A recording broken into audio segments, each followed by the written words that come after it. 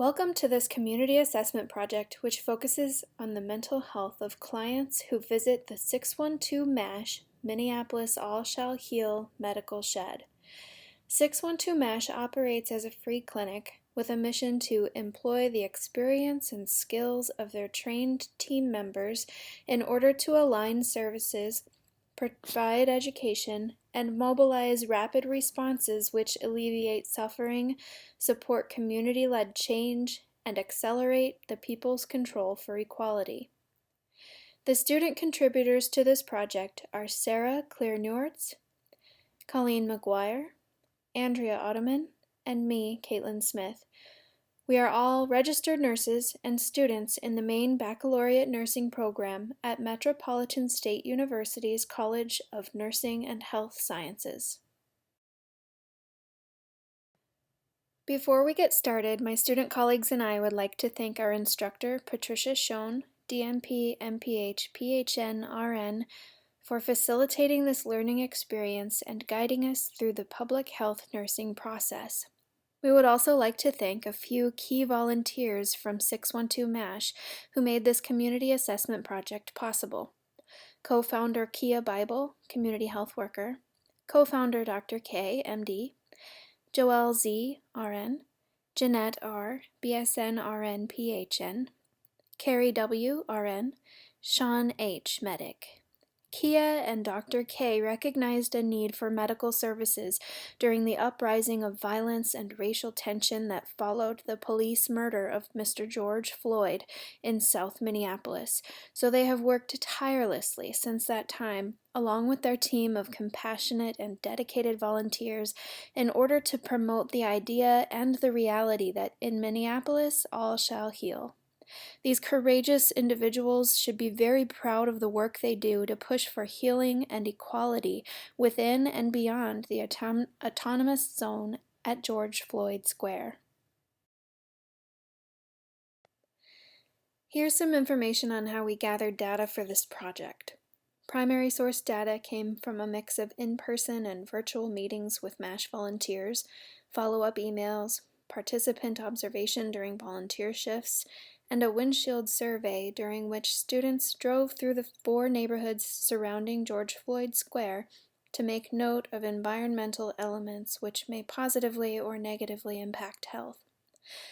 Secondary sources of data were obtained online and include information about the populations of Minnesota, Minneapolis, Hennepin County, and the neighborhoods of Bryant, Bancroft, Central, and Powderhorn Park, which branch out from their central point at George Floyd Square. Just as a side note, please keep in mind that much of this data precedes the current COVID-19 pandemic. Here are some graphics that provide an overview of the public health nursing process that was used to complete this community assessment project. The graphic on the left shows how the physical and built environment, social environment, access to healthcare, human biology, and behaviors all contribute to health and wellness. The middle graphic depicts the method we used of shaping an asset-based public health population risk diagnosis by targeting a specific health risk within an at-risk population and defining that population's modifiable protective and risk factors, which are backed by biostatistical evidence. Then we used that diagnosis to develop a plan to strengthen protective factors and mitigate health risks, using interventions from the Public Health Nursing Intervention Wheel, shown on the right. One interesting idea we came upon while conducting research for this project is that of the Minnesota paradox. The Minnesota paradox is an economic term coined by Samuel Myers, Jr., a professor at the University of Minnesota, used to describe the great economic disparities experienced by people of color compared to their Caucasian counterparts in the state of Minnesota. Recognized as one of the best places to live in the United States, Minnesota's Twin Cities provides high income, some of the nation's highest SAT scores, long life expectancies, and is home to many corporations and nonprofit organizations with rich culture in the arts. However, In stark contrast, it's one of the worst places in the U.S. for people of color, namely those of African American and Native American ethnicity, for income, test scores, home ownership rates, mortgage lending rates, incarceration rates, and arrest rates. These next few slides will be a presentation on protective factors and risk factors for clients who visit the 612 MASH Medical Shed using the Social Determinants of Health framework. For biological protective factors, we found that community members who visit 612 MASH Medical Shed are typically adults and adolescents younger than 65, with health and mobility status such that they are able to reach the medical shed independently, and they're cognitively intact with the ability to make their own needs known. Biological risk factors. Initially, in the early weeks following the George Floyd uprising, members of the community who approached the 612 MASH medical tent were seeking help for dehydration and acute wounds. As months went by, long-term health needs have become more prevalent, such as mental health, hypertension, diabetes, and chronic wound management. Police violence is linked to mental health outcomes, such as general mental distress, post-traumatic stress disorder, suicidal thoughts and actions, depression, and psychosis, disproportionately affecting Black men, as well as poor and Latinx communities. For behavioral protective factors, we noted mutual trust between 612 MASH volunteers and the surrounding community, health-seeking behaviors exhibited by individuals and families who visit the 612 MASH medical shed, and some who visit the shed do so in pairs or groups, which demonstrates protective relational bonds with friends and family. Also, in the population of Minneapolis, we've seen an increase in graduation rates of four-year colleges. Behavioral risk factors include lack of trust in the healthcare system and existing community resources, and mistrust of the police, which is a barrier to health-seeking behaviors. Recent surveys have showed that populations from the Powderhorn and Phillips neighborhoods, as well as Hispanic, Native American, and Black individuals, report feeling a lack of respect from healthcare providers. People of color in Minneapolis represent a population with low household income and high poverty rate.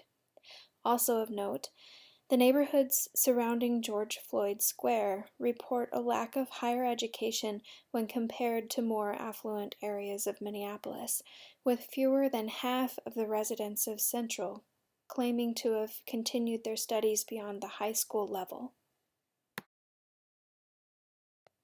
Here we list some protective factors in the physical environment. 612 MASH has a heated shed that protects visitors and volunteers from inclement weather. There's a medic van that securely houses donated medical supplies to help the community, such as a wheelchair, go bags filled with supplies ready for an emergency, and well-organized and stocked medical supply bins and drawers.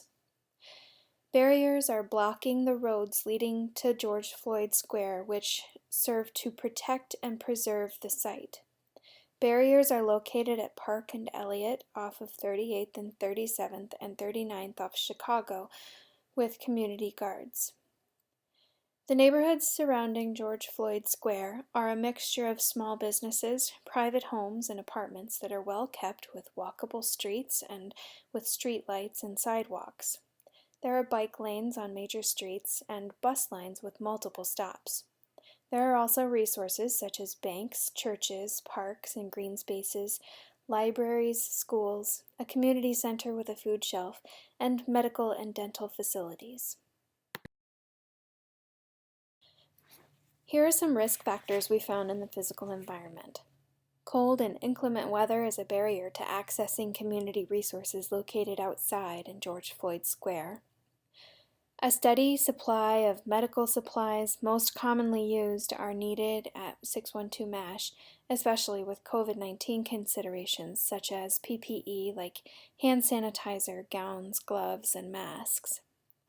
A combination of COVID-19 and damage sustained to 127 buildings during the George Floyd uprising, mostly located in and surrounding the Powderhorn neighborhoods, has forced closure of some of the small businesses and services. Although there are small grocery marts, large grocery stores with a wide variety of foods are not found directly within the four surrounding neighborhoods.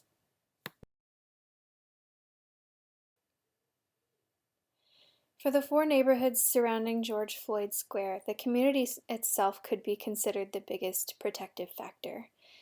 Take a minute to read some of these positive messages we found attached to a fence at a local community center that's less than half a mile down the street from George Floyd Square.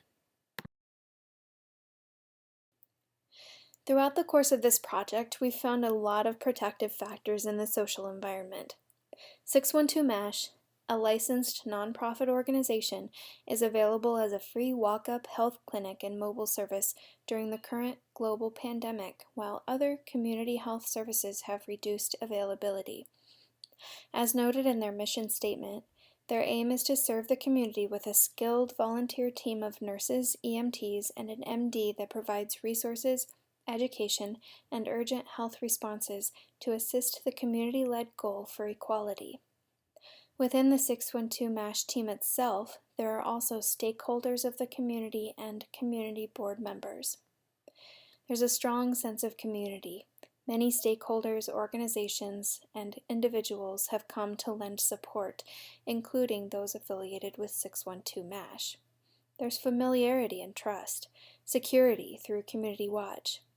The community pools resources. There's a little library, food donations, and a community clothing exchange. And one of the best things about these neighborhoods is all the artwork. There's so much artwork throughout the surrounding neighborhoods that provides expression, awareness, and healing.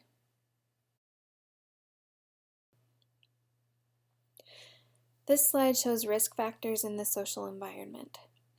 Community fear of police and incidents of police violence, mistrust of the healthcare system, outside social risk factors such as the Proud Boys, Boogaloo Boys, and white supremacists that have used intimidation in safe spaces such as George Floyd Square.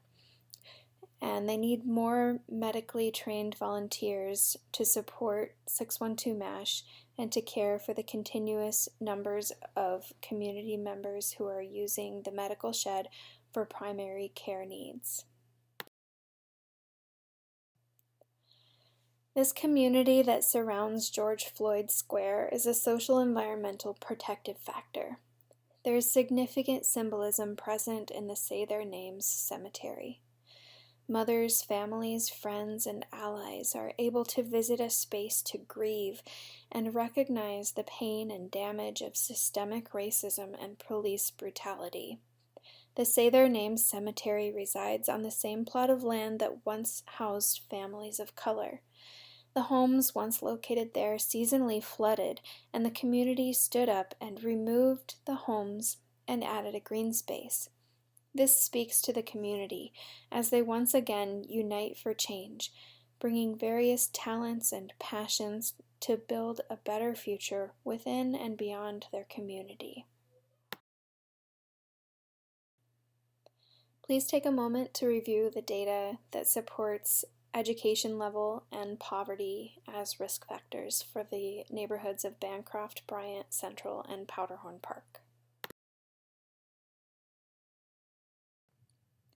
Barriers to healthcare access include lack of insurance, limited availability during the pandemic, and mistrust toward healthcare providers.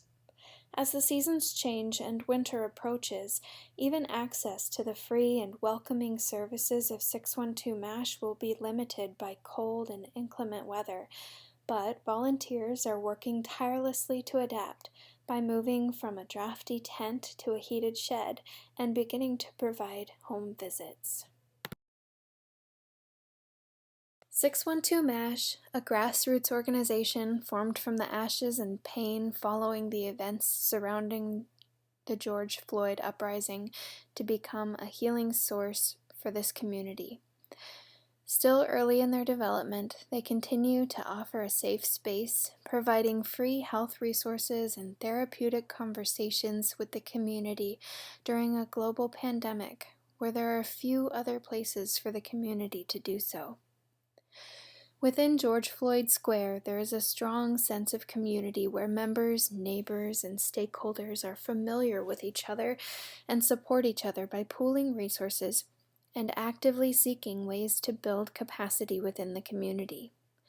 Within the community of George Floyd Square, there are activists, artists, builders, caregivers, growers, teachers, youth, and elders who all contribute to the biological, behavioral, social, and physical protective factors through the shared goals of uplifting the community. Although diversity itself can be considered as a protective factor, the racial and ethnic backgrounds that make up the surrounding neighborhoods of George Floyd Square and the Access 612 MASH do present with health risk factors because of the association with poverty and lower levels of education. This community is at risk of increased mental health distress related to this summer's events so close to their homes, and the existing mistrust in the police department and outside agitators. There is also a historical trauma experienced by both African Americans and Native Americans, as well as a historical and current mistrust in the pre-established health resources available in the community. These two factors both contribute to a limited ability and willingness to seek help with mental and medical concerns outside of the community. At the time of this assessment, 612 MASH volunteers' lack of knowledge of safe and culturally appropriate mental health resources drove the student public health nursing intervention to prioritize mental health resources to be linked to this organization. Asset-based public health risk diagnosis. Increased risk of mental health distress among visitors to the 612 MASH medical shed related to risk factors. Clients experiencing anxiety, depression, mistrust of police, and racial tension. 612 MASH volunteers expressing lack of knowledge regarding existing mental health resources related to protective factors. A strong, interconnected, walkable community and presence of 612 MASH Medical Shed and its volunteers, as evidenced by statements from 612 MASH volunteers that many clients who approach the medical shed self-report mental health distress following events surrounding the police murder of George Floyd, and statements that they lack knowledge of existing community health resources and safety net organizations, and empirical evidence that police violence is a unique public health concern that disproportionately affects people of color and is linked to poor mental health outcomes such as general psychological distress, post-traumatic stress symptoms, suicidal ideation and behavior, psychosis-like experiences, and depression. Our rationale is that 612 MASH is in the action stage of change. They have identified the need to bridge the gap between clients and available mental health resources, and they have taken steps to become a supportive presence in the community.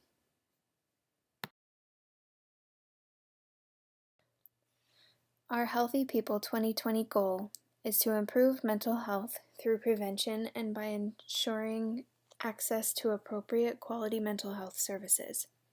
Our objective is to increase the proportion of adults with mental health disorders who receive treatment. To address the perpetuation of trauma and adverse mental health effects endured by Black, Indigenous, people of color communities, structural discrimination must be addressed. Figure 2, a newly reimagined social determinants of health framework, shows structural discrimination as a root cause leading to poor health outcomes.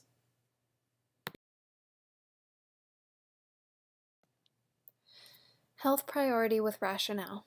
Many members of this community have endured historical, recent, and current trauma related to systemic racism, social injustice, and police brutality on top of health disparities becoming known during the global pandemic, giving rise to increased mental distress. 612 MASH has expressed desire to improve the health and well-being of the community, reduce disparities, and remove barriers to healthcare. Recommendations for action: facilitate discussions with members of the community that visit 612 MASH to increase opportunities to identify mental health needs and encourage referrals to available resources. Promoting discussion about mental health can help reduce the stigma of having mental health needs, but also seeking help before and during crisis. Provide resources and tools such as the student-developed handout to at-risk clients who visit 612 MASH to help reduce mental health disparities. Our group reached out to lots of individuals and organizations that provide mental health supports, and here is a list of some that we think 612 MASH may find useful to share with clients based on their specific needs. There are resources for free counseling, crisis response, sexual health, cash and food assistance, and more. We also compiled some of the more universally appropriate resources listed on the last slide, and we organized them into a handout that can be shared with clients. This slide shows a half-page version of the handout that looks great in black and white for easy, inexpensive printing. We also created a full-page version with the same information that 612 MASH may use as a social marketing poster, handout, teaching aid, or however volunteers see fit. This version includes colorful graphics and added visual appeal. In addition to the resources we compiled for sharing with clients, we also found some resources that may be useful for 612 MASH volunteers looking to expand or enhance their services. These include Black, Indigenous, People of Color focused organizations, a family health specialist, and a collection of resources to guide and inform discussions of police abolition. By holding space and allowing for safe, open community discussion, the community of George Floyd Square will continue to be able to reduce the impacts of the increased mental distress related to historical, recent, and current trauma. This unique community has many protective factors that can actively work to reduce the risk factors presented in this material. When people feel like they belong and are cared for, and resources are pooled within the community, many burdens of daily life can be lifted. With the addition of 612 MASH in the community and clinician modeling of respect of the patient and non-judgmental interactions, the mistrust in the healthcare system may also begin to be repaired and may improve health-seeking behaviors while at the same time reducing the stigma around mental health. This project has raised some really thought-provoking, sometimes tough questions that we invite you to think about, sit with, and if you feel like it, go ahead and reach out to us, and we'd love to hear your thoughts. The first question is, what does mental health crisis response look like without the involvement of law enforcement? How might physical danger be mitigated? Second question, are police necessary? What might a police-free community look like long-term? What does it look like right now within the barriers of George Floyd Square? What are some steps that can be taken to improve trust between the community and the healthcare system? We love your feedback, and we'd like to engage in discussion with you if you feel like it. So think these over and email us. Through this community assessment, students supported the mission of 612 MASH by volunteering our time and skills and developing a tool which may be used to link at-risk clients with resources to support their physical needs and mental health. Our chosen health promotion goal is to improve mental health in the community through prevention and by increasing access to appropriate, quality mental health services. For our SMART outcome, we prepared a handout with a list of both mental health and safety net resources that nurses of 612 MASH can review and hand out as needed. Our PHN interventions included health teaching, consultation, collaboration, and social marketing that all relate to referring 612 MASH clients to services. Lastly, we just really want to thank you. The opportunity given to this public health student nursing group through this project has been invaluable, as we were given a way to participate in community engagement. The work that 612 MASH is doing to serve the community is both inspiring and noble, and the work for social justice and humanitarianism will be better achieved with more of us working together to change the many systems in place that benefit some more than others. We truly believe Minneapolis all shall heal. Thank you, 612 MASH.